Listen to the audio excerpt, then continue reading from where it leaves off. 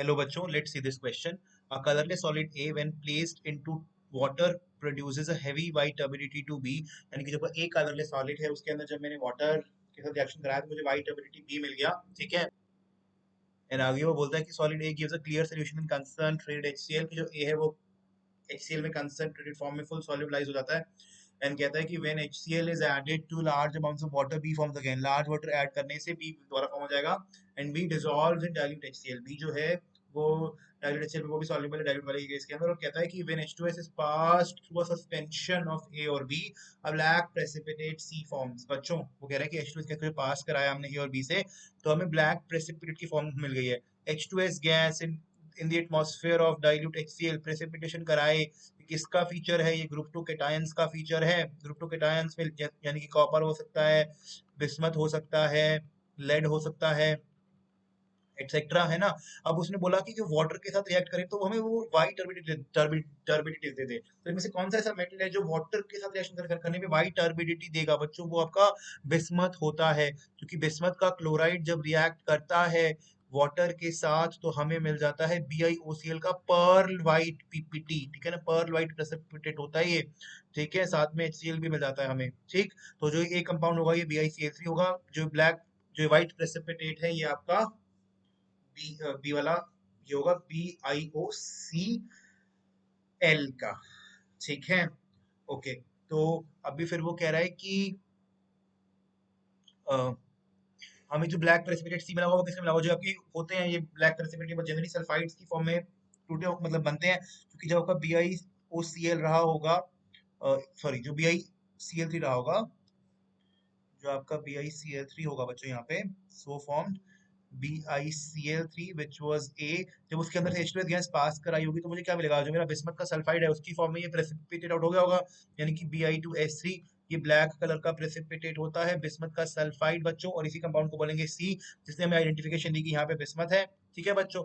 And ऐसे भी उसने और सारी रिएक्शन दी हुई है अगर हमें, ठीक है ना। फिर उसने बोला है कि भाई जो ये C है ये insoluble होता है अमोनियम सल्फाइड में, और इस कंसंट्रेटेड H2SO4 जब ऐड करते हैं हम A में then it liberates gas D, ठीक है। तो हमें गैस डी का लिबरेशन मिलता है वहां से।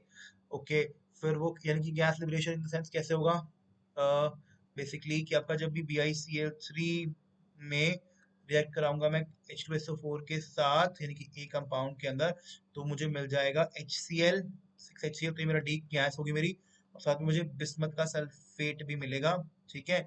तो जो ये HCl है ये गैस है जो लिबरेट होगी, और ये वाटर सॉल्युबल है क्योंकि HCl वाटर सॉल्युबल होता है, ठीक है। एंड नेक्स्ट स्टेप में वो बोलता है कि gas D is water soluble in principle, ठीक है।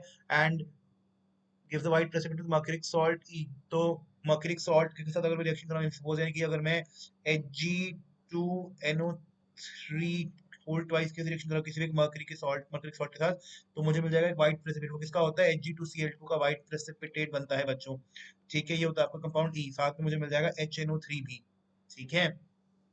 आगे फिर उसने बोला है कि the black precipitate C when dissolves in HNO3 1:1 to give a solution to which H2SO4 is added by the addition of NH4OH gives a compound F। तो बच्चों इसमें क्या कहना चाह रहा है वो कि जो आपका ये बिस्मथ का सल्फाइड था यानी कि C जो था, C कंपाउंड यानी कि बिस्मथ सल्फाइड, इसका जब मैं रिएक्शन करवाता हूँ HNO3 के साथ तो मुझे मिल जाता है यहाँ से बिस्मथ का नाइट्रेट, ठीक है। और मुझे व्हाइट टर्बिडिटी मिलेगी सल्फर के साथ में, और मुझे मिलेगा 2NO, एंड साथ में मुझे मिलेगा 4H2O। और फिर कह रहा है कि जो सो फॉर्म कंपाउंड है इसमें यानी कि जो ये बिस्मथ का नाइट्रेट है बच्चों, इसका रिएक्शन कराया गया है फर्दर H2SO4 के साथ, तो 3H2SO4 रिएक्ट करेगा इसके दो मॉलिक्यूल्स, ठीक है। और मुझे मिल जाएगा बिस्मथ का सल्फेट, एंड साथ में मुझे मिल जाएगा HNO3। अब आगे से बोला कि जो बिस्मथ सल्फेट सो फॉर्म्ड होगा इसका रिएक्शन कराया गया है NH4OH के साथ एक्सेस में, ठीक है। तो NH4OH के साथ भी रिएक्शन करेगा, 6 मोल्स लगेंगे उसके, और 1 मोल इसका लगेगा, और हमें मिलेगा बच्चों BiOH3 का फॉर्मेशन हमें होगा, और व्हाइट प्रेसिपिटेट, ये व्हाइट कलर का होता है, इस व्हाइट प्रेसिपिटेट की फॉर्मेशन होगी, ठीक है। और इसे ही उसने बेसिकली मतलब F नाम दिया था, ठीक। साथ में हमें मिल जाएगा 3NH4 होल ट्वाइस SO4, ठीक है। साथ में उसने एक और रिएक्शन दी हुई है कि जो F मतलब कि जो ये E कंपाउंड बना है, E कंपाउंड Hg2Cl2 वाला, ये अगर मतलब रिएक्ट करे किसके साथ, उसने मतलब बोला है कि ये रिएक्शन शो करे एफ सॉरी एफ, तो ये मतलब ये सोडियम स्टेनाइट के साथ ये करता है, ठीक है। तो सोडियम स्टेनाइट के साथ रिएक्शन करेगा, तो जरा देख लेते हैं इसकी रिएक्शन सोडियम सोडियम स्टेनाइट के साथ, ठीक है बच्चों।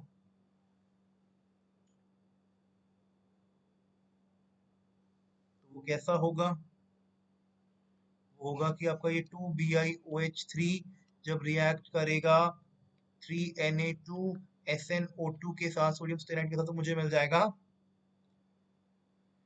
टू बिस्मथ सॉलिड, जो ब्लैक कलर का होता है, वो ब्लैक प्रेसिपिटेट मुझे मिल गया, और इसी को उसने जी का नाम दिया था, ठीक है। साथ में मुझे मिल जाएगा यहाँ पे 3Na2SnO3 ऑक्सीडाइज फॉर्म में, एंड साथ में मुझे मिल जाएगा H2O, ठीक है बच्चों।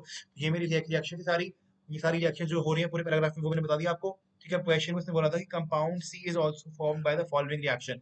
कंपाउंड सी क्या था, कंपाउंड सी था आपका ये बिस्मथ सल्फाइड, ठीक है ना। कंपाउंड सी तो ये था आपका बिस्मथ सल्फाइड, उसने बोला कि जो ये बिस्मथ सल्फाइड है, इन तीनों से कौन सी रिएक्शन में हो जाता है। तो अगर आपका ए रिएक्शन देखो, उसमें क्या है, Ba2+ प्लस H2O3 2 माइनस, तो क्या बनेगा यहाँ पे, बनेगा बच्चों BaS2O3 प्रोडक्ट में, ना कि Bi2H3, तो ऑप्शन ए हो गया गलत। ऑप्शन बी में Bi3+ H2O3, तो यहाँ पे मिलेगा बच्चों Bi2S2O3 होल थ्राइस, ये आपका प्रोडक्ट होगा। ऑप्शन सी में उसने क्या किया, उसने Bi2S2O3 को हीट करा है, यहाँ पे बच्चों मुझे मिल जाएगा Bi2S3, मेरा बिस्मथ का सल्फाइड बच्चों, ठीक है। इसका प्रेसिपिटेट मुझे मिल जाएगा यहाँ पे, तो ये मेरा ऑप्शन सी हो जाएगा, ठीक है। नन ऑफ दिस गलत हो जाएगा, क्योंकि मुझे सी ऑप्शन में Bi2S2O3 को हीट करने में Bi2S3 यानी कि मेरा सी कंपाउंड मिल गया है, ठीक है ना। तो मेरा option C is the correct answer. Thank you.